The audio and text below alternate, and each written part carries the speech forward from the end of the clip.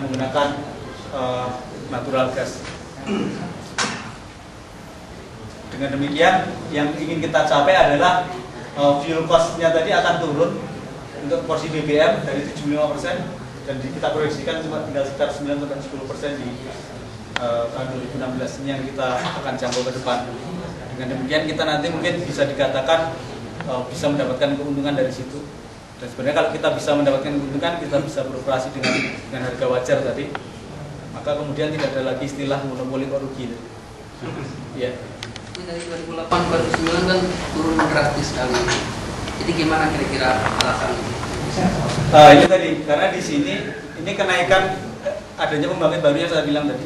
Jadi PLTU batubara ini tahun 2009 sudah masuk di Jawa dan 3 pembangkit. Dengan masuknya PLTU batubara, maka kemudian gas engine misalnya yang masih atau PLTU yang masih beroperasi dengan menggunakan minyak, kita bisa shutdown atau kita bisa turunkan kapasitas produksinya. Dengan demikian secara total biaya, maka yang dari porsinya bahan bakar minyak ini akan turun. Kira-kira gitu. Jadi nggak masalah dengan orang lingkungan, Mas. Lingkungan saya kan bahan bakar batu bara itu kan tentu menghasilkan teknologi pembangkit batu bara. Ya. Ya, itu berarti sudah masuk ke teknologi pembangkit batu bara ya. Iya, ketika dunia sekarang ini mereduce emisi kan kita produksi itu. Jadi ketika kita mempunyai kontrak untuk membangun suatu pembangkit baru, maka di dalam kontrak itu ada salah satu klausul bahwa pembangkit yang dibangun harus memenuhi standar minimal lingkungan, standar baku lingkungan. Itu kita atur secara ketat. Saya tunjukkan agak lama, mungkin nanti. Jadi salah satunya misalnya di kontrak IPP ya. Di kontrak IPP itu ada salah satu appendix gitu ya. Satu appendix yang mengatur khusus masalah lingkungan. Kita tetapkan di sini. Jadi PLTU yang dibangun oleh si independent power producer, dia harus bisa dia memproduksi emisinya itu tidak melebihi batas ambang yang ditetapkan oleh Kementerian Lingkungan Hidup. Ya. Kalau nanti batubara ya di kontraknya pasti akan ada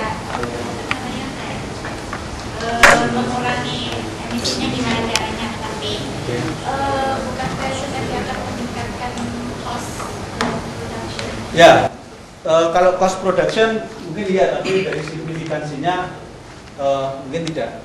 Jadi kayak yang di Python Mas ya, itu sudah. Jadi ketika PLTU itu dibangun, peralatan untuk itu sudah ada. Jadi yang ada di sana namanya sebagai utamanya kayak misalnya FGD ya, fuel gas desulfurizer. Jadi di flue gas itu artinya gas buangnya PLTU, itu nanti sudah disaring, sisi sulfurnya dikurangi dengan flue gas desulfurizer. Menggunakan sistem air ya, injeksi kalsium. Jadi partikel sulfurnya diikat, kebuang. Terus kemudian dari sisi abu itu kita sudah punya namanya elektrostatik presipitator di situ.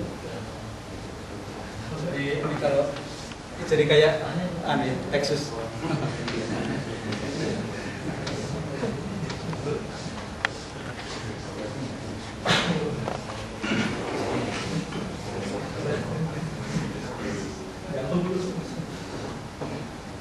Nah, ini namanya,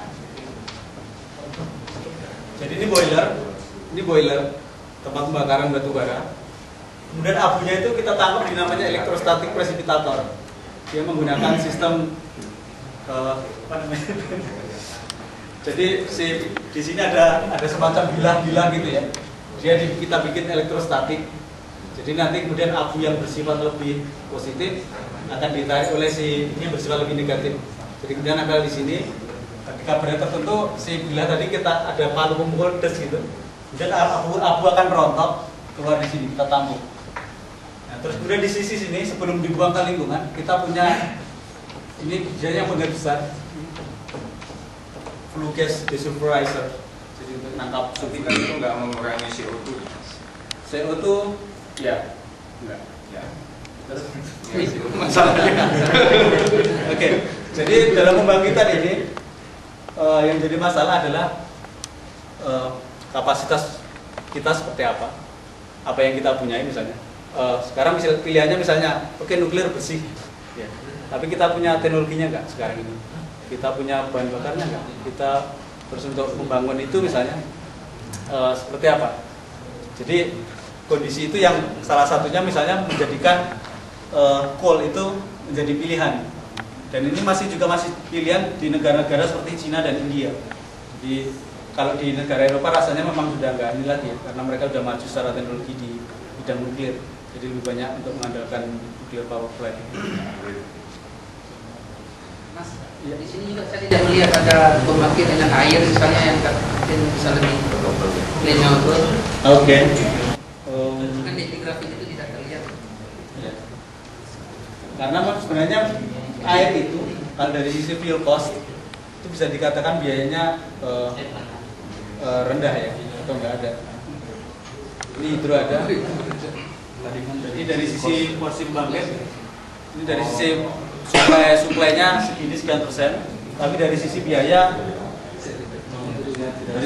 bisa dikatakan sangat kecil. Kalau pertanyaannya kenapa nggak dibangun PLTA semua? Nah, sekarang tidak semua tempat bisa dibangun PLTA. Bahkan di Jawa misalnya yang banyak gunungnya pun membangun PLTA, apalagi untuk kondisi sekarang pasti tidak mudah, utamanya karena terkait dengan pembebasan lahan dan sebagainya. Jadi ini kalau PLTA ini secara teknologi mungkin tidak sangat kompleks, tapi secara urusan sosial itu bisa sangat kompleks.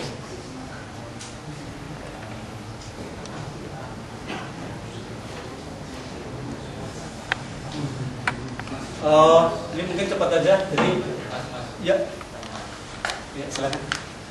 Lihat slide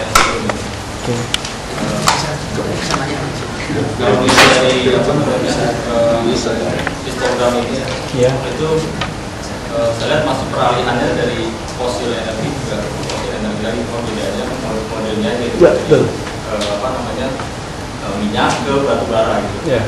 Nah, pertanyaannya adalah kalau misalnya kita beralih ke batu bara, sedangkan ke depan pun batu bara kebutuhan dalam negeri maupun bahkan kebutuhan luar negeri yang mereka ingin membeli batu bara dari Indonesia, itu kurang lebih akan berpengaruh pada tingkat ketersediaan batu bara. Artinya pertama yang harus dilihat adalah bahwa perlu ada kebijakan pemerintah yang dia mengemphasize penggunaan batu bara untuk prioritas dalam negeri dalam hal ini, karena pembangkit kita masih menggunakan batu bara kalau melihat pada rencana PLN sejauh ini.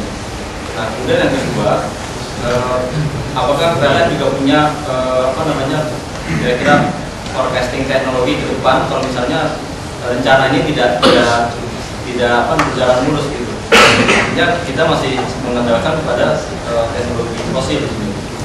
Nah, yang ketiga mungkin untuk batu bara sendiri, saya baca di beberapa artikel maupun jurnal ke depan itu bahkan negara besar seperti Amerika itu juga akan punya ketergantungan pada batu bara karena mereka harus memenuhi kebutuhan energi dalam negerinya, dan salah satu teknologi itu adalah coal to liquid.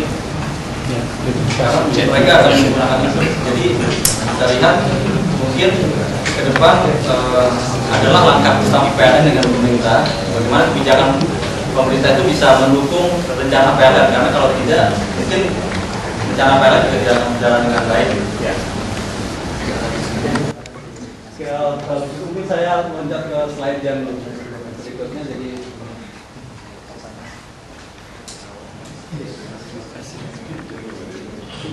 Jadi di sini di sisi penyediaan tenaga penyediaan energi primer, utamanya batu bara tadi, memang kita juga meminta kebijakan pemerintah gitu ya, bahwa ada namanya domestic market obligation. Jadi kita PLN ingin mendapatkan suplai primary energi dalam jumlah yang cukup. Jadi karena Indonesia itu kaya batu bara, kita juga pengen pemerintah itu menegaskan bahwa perusahaan-perusahaan penambang itu harus juga menyediakan batu bara untuk kepentingan dalam negeri, disebut domestic market obligation. Saya belum tahu perkembangan terakhir ini, tapi waktu sebelum berangkat ke sini diberitakan angka-angka yang diperlukan untuk pemenuhan kebutuhan batu bara dalam negeri adalah 30% dari kapasitas produksi mereka. Jadi